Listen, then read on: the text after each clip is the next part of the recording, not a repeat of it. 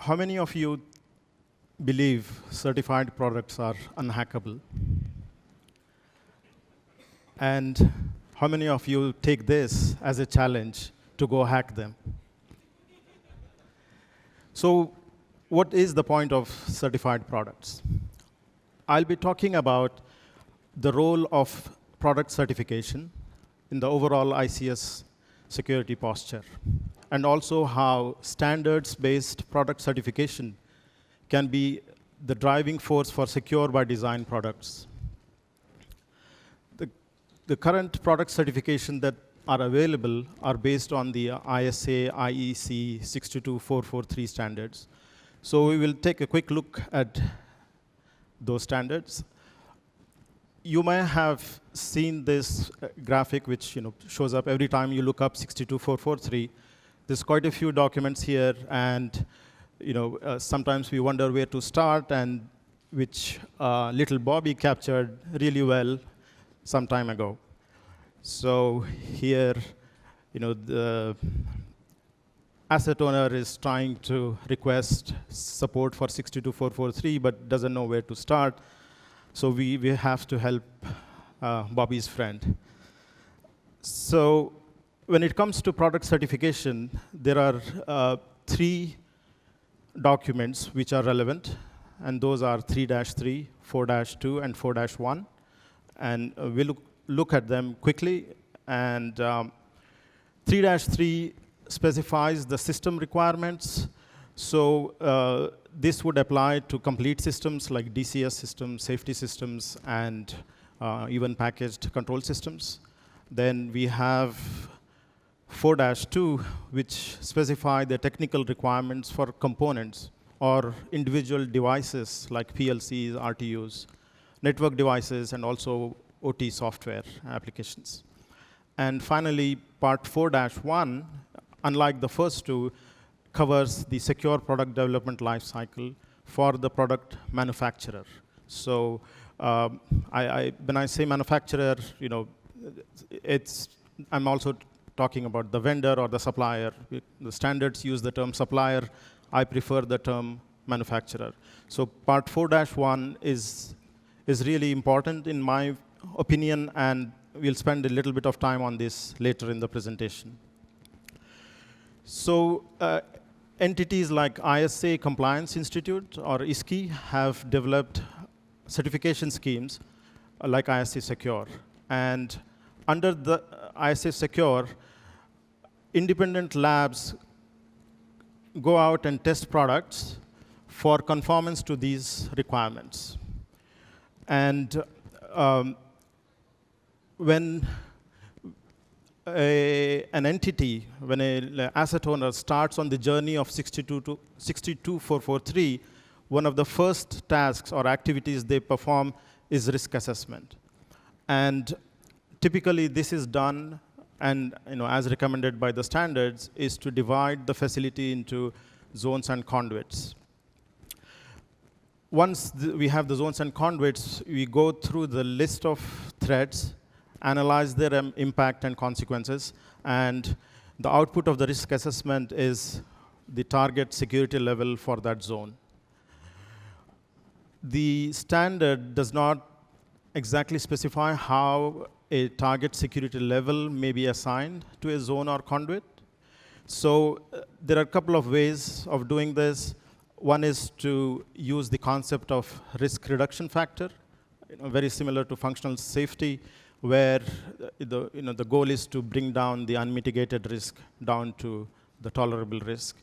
And the other approach is to base it on the SL definitions from the standard, SL being security level definitions from the standard. So how do we define security levels? A good definition of security level is that it is the required effectiveness of countermeasures and inherent security properties of a device or a system. And the standard, or the 62443 standards, further define security levels into 4 levels, and these are based on the resources, skills, and motivation of the threat actor. So here we see the 4 levels. So at security level 1, The protection is against casual and coincidental violation. At security level 2, the protection is from a threat actor with low resources, generic skills. At level 3, the threat actor has moderate resources and ICS-specific skills. And at 4, there is extended resources, high motivation, and very sophisticated means. There are 3 types of security levels, depending on the context and the application. Target security level, as we have seen, is the desired security level of a zone or a conduit, and this is the output of the risk assessment. So this is where we want to be. Achieved is where we are. So this is the actual security level of the zone or conduit, and this includes, in addition to the control system security level or security capabilities, it also includes the organizational and physical security measures. And finally, we have the capability security level, which is what the product, the components and systems provide when properly configured, and without any additional countermeasures. So the idea is to have the output of the risk assessment is the target SLs, or target security levels, to then take the control system features, and which are basically the capability SLs, and try and meet the target SLs. So, and by configuring them properly and also applying the organizational measures on top of that. So by the end of this exercise, hopefully the achieved security levels would be equal or greater than the target security level. Now, this probably sounds pretty straightforward, but we have to be careful when it comes to the selection or assignment of target security levels. So basing the security level just on the perceived threat or threat actor resources, may not be enough, because threat actors and threat actor resources change over time, as we have seen. So it's really important to understand what security measures are being provided at different security levels. Because when we go out and procure a certified product at a certain level, you are getting security measures for that security level only. So it's critical to look at the requirements from the 3-3 and 4-2, as these are what are directly translated into the security measures of the certified product. So we have to ask, while we are assigning the target security level, ask questions like, do we need authentication of our, incoming connections to our control system? Do we need PKI-based security and so on? And the certified products have been assessed to conform to these requirements. So, one of the ways is obviously to list out all the requirements, go through them, and pick the ones you want, and then try and achieve the security level. So, to simplify this process, what we can do, and as I will show in a minute, is that we could develop a tool where it will help you pick the target security level. So the tool basically has abstracted the requirements and reworded them into simple security measures so that you can use them during the risk assessment. So this is the tool, and let's play the video for this. So here you see that up here is the component type, because the 4-2 supports different component types and different specific requirements for the component types. And this is where the tool will suggest or recommend the security level. And these are the capabilities, or basically the security measures, which have been taken from the actual requirements from the standards. So these are more, these are simplified ones. So let's say we want to use identification and authentication of human users. So once we check that, the target security level goes up to 1. Let's say we want authorization as well, and still 1. Whereas if you want to map the permissions to roles, the SL jumps to 2. And let's add multi-factor authentication, because that seems to be the trend, and for a good reason. So then we have SL3. And up here are the actual number of requirements at each security level, because I have grouped the common ones with the same security level under the same capability. So if I select public key authentication, the SL2 will jump from 1 to 8, because there were really 7 requirements under that. And finally, just to show a dual approval for human users would need a security level 4 product. What is behind this is a simple spreadsheet, which is basically the requirements from the 62443 4-2. In this case, copy paste exactly the same. And in this column here, I have sort of extracted them into simpler and reworded them into simpler measures, and these are the applicable SLs. So it's a pretty simple tool, nothing, I guess, fancy or scientific about this, but this is something which can be helpful when you are coming up with your target security levels for your zones. And this could be an answer for our little Bobby's friend. Okay. So now that we have seen the security levels and their importance, and how their selection will actually define the controls we get, you may wonder, what about if we haven't even started on 62443, or we are a brownfield facility, or can I just say that a certified product is better than uncertified in general? I would say yes, and here are the reasons why in the next few slides. In addition to the advantages we will see in a couple of slides, the biggest advantage which I see is the backing of secure development lifecycle assurance for certified products. So this is based on, if you recall, part 4-1.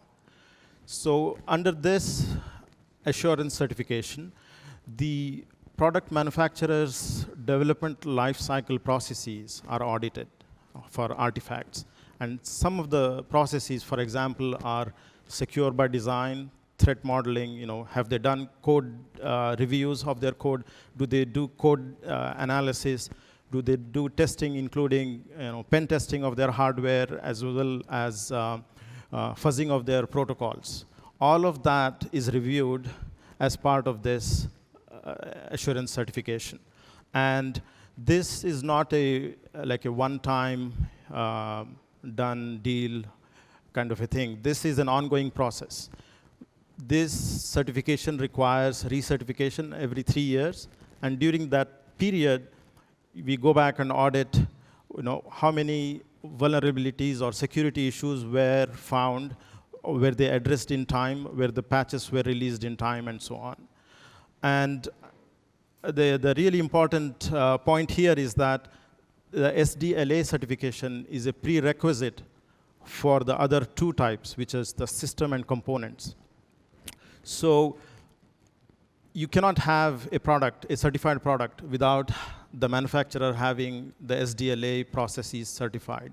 So even if you were to get the lowest level of certified product, SL1, right, which is basically protection against coincidental violation, you are still being backed by SDLA of the manufacturer. So this is huge. And I think I would like to just show you some more of the requirements from the standards, straight from the standards, screenshots from 4-1. So in this case, this says the security requirements of externally provided components. So basically managing the supply chain risk here. So think of Log4j. You probably have seen an interview with one of the ICS, major vendors of ICS products, who went on record to say that because they use SDLA, they were able to relatively quickly figure out that whether or not they had dependencies on log4j. Whereas the others were trying to scramble and find that if that was the case. This next one is the development environment security. So the manufacturer has to protect the development environment while the product is being developed. Now, in this case, imagine SolarWinds attack, right? And the product manufacturer has to have a process in place to receive security notifications and also to track those issues to closure.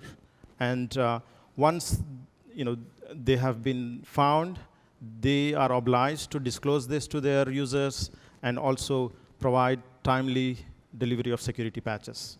Now, this timely delivery, 90 days is being thrown over there, but this is something that they can define themselves. But the point is that they have to stick to that once they have defined that point. And finally, there's 130 plus such requirements, but just the last one I would like to share is the security hardening guidelines. And this is something that the manufacturer has to provide to the end users so that the product can be deployed, configured, and operated securely. So now, to summarize the overall benefits of certification to asset owners, obviously, the adoption of the certified products will help in the adoption of 62443 standards.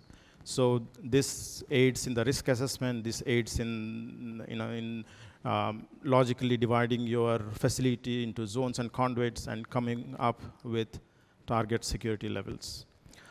It also helps in the generation of specifications, which in turn streamlines the procurement process. And again, you may have heard of a major oil and gas company testifying to this, saying that their procurement process was significantly improved because of this. And certified products reduce FAT and SAT testing time because the inbuilt features, you don't have to test them. Those have been tested by the labs. And again, I don't tire saying that there is the assurance that the product was developed using the secure development lifecycle. And finally, it provides an independent verification of the claims that the manufacturer has made. There's one more bullet which I don't have it here, which is the post-deployment assessment of your 62443 facility. The 2-2 security program rating will be immensely simplified when using certified products. So now let's look at some of the misapplications of certified products. So first one is the improper selection of target security levels. So this is something we spoke about. It's really important to fine-tune the process here. Else, you may end up with a lower security level and then adding on, several compensating countermeasures to that. Or on the other side, you might, spend too much money for a higher security level, whereas the risk may not warrant that much. Then the improper application of security levels. So SLC is the capabilities security level, and it is not equal to the achieved security level.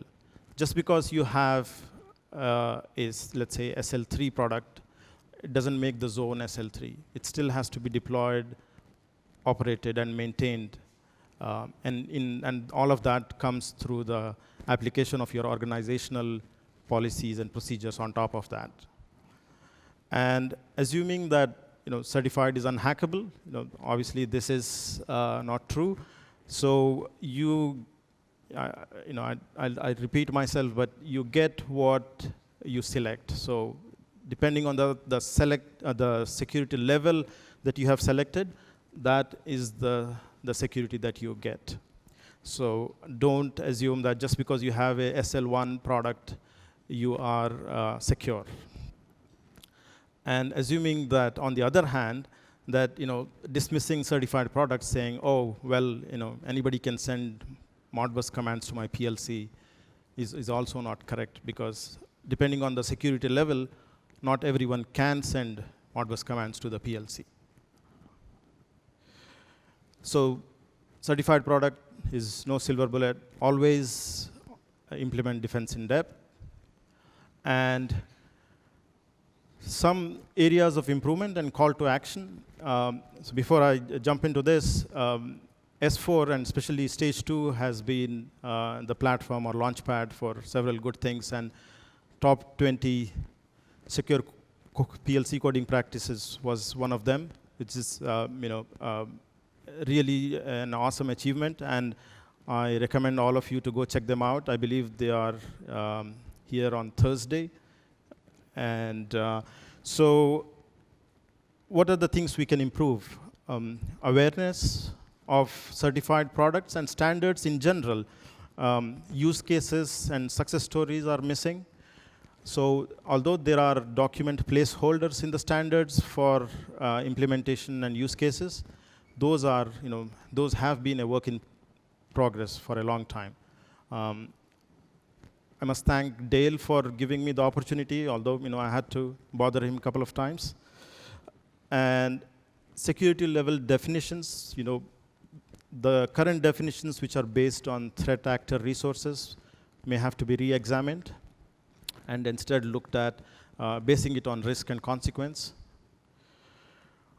And this point here, there is a valid confusion and I guess question about authentication support by 4-2. So the requirement is, the intent is there in the standards and ISA Secure. It's just not worded very explicitly, but this is something that is being changed right now. But it does support that. So paid access to standards, can be an impediment for adoption. So one of the things that, as a workaround would be to join the effort, right? If you join ISA 99 committee as a volunteer, you get access to the standards. You can also become a member of ISA and get the access to the standards. These standards are all developed by volunteers like you and me. And this is something we, especially from the asset owner community, we lack participation. And I highly encourage you to get involved. And there's the lack of certified products at higher security levels. Now, this could be because of the stringent requirements, which is the case, but it's also because I believe there has to be a demand for these. So you as an asset owner community have to demand for secure by design products. I think it's been a very long time that we have spent time and energy trying to protect the fragile house of ICS from the outside. So it's time now to strengthen the house itself and demand products with security designed in.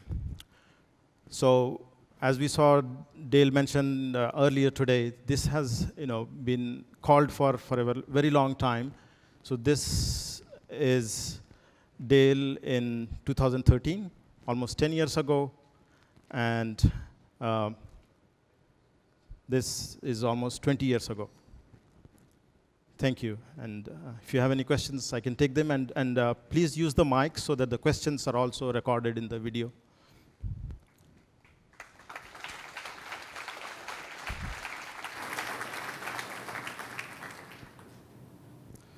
Yes. Hi, my name is Aslam from MITRE.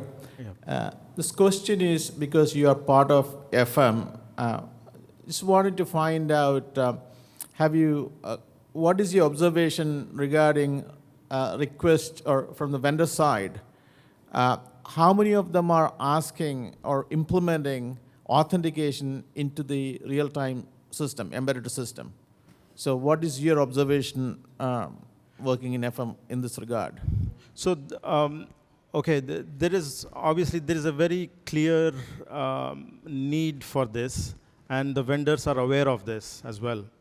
So most of the newer PLC manufacturers, for example, have started implementing this, especially the certificates-based authentication.